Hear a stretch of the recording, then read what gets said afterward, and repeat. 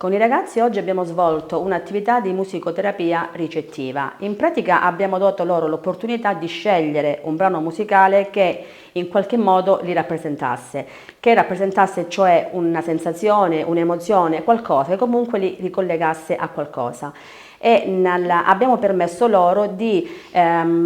sintonizzarsi con gli altri attraverso appunto la musica. La musica è uno degli strumenti che noi utilizziamo quotidianamente nel metodo integrato Marchiopatti, è quindi un canale di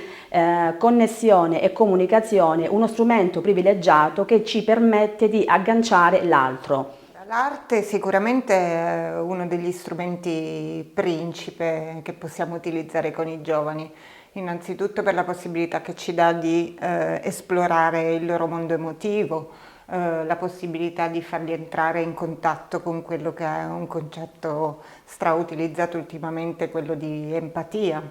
e soprattutto perché possono esplorare in maniera,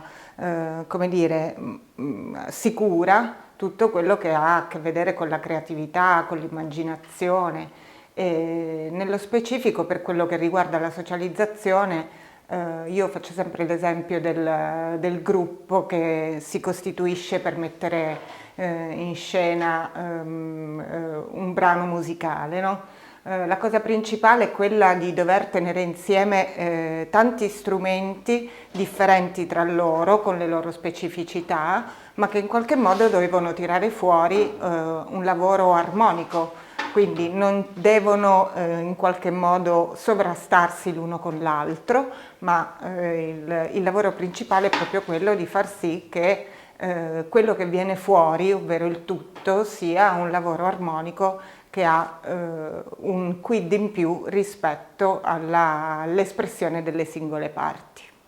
Oggi e nello specifico le persone con difficoltà hanno potuto sperimentare un modo diverso, funzionale di stare con l'altro. Questo è avvenuto appunto attraverso la musica. Sono venute fuori stamattina nel corso dell'attività le connessioni sia da un punto di vista emotivo che cognitivo. Le persone hanno sperimentato le proprie sensazioni, le hanno condivise e hanno fatto sentire all'altro un po' delle loro sensazioni interne. Ad ognuno di loro abbiamo chiesto di dire una parola con cui riassumere la sensazione, l'emozione che veniva fuori attraverso la musica prescelta e in pratica sono venute fuori più emozioni che hanno fatto condividere, che hanno creato, diciamo, uno spazio emotivo condiviso. Nel contesto in cui abbiamo operato e in cui lavoriamo solitamente, soprattutto nel sud d'Italia, ci capita di aver bisogno di un canale che metta in comunicazione persone di diversa cultura, poiché noi ci troviamo in un luogo che è quello della Locride,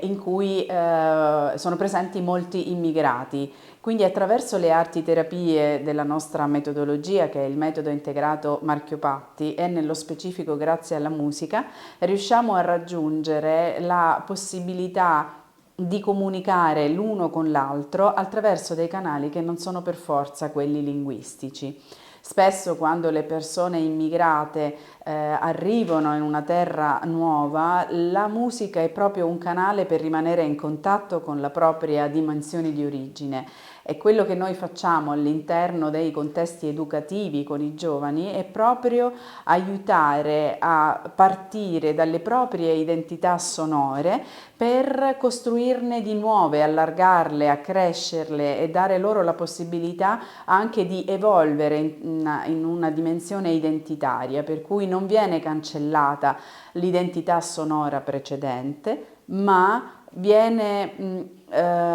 incrementata e diventa qualcosa di più corposo, per cui le persone portano con sé il ieri, l'oggi e magari anche la speranza per un futuro che sia maggiormente interculturale. E ognuno in questo modo potrà avere lo spazio di essere se stesso, di incontrare l'altro diverso da te e da sé, e di poter essere accolto nella sua preziosa diversità.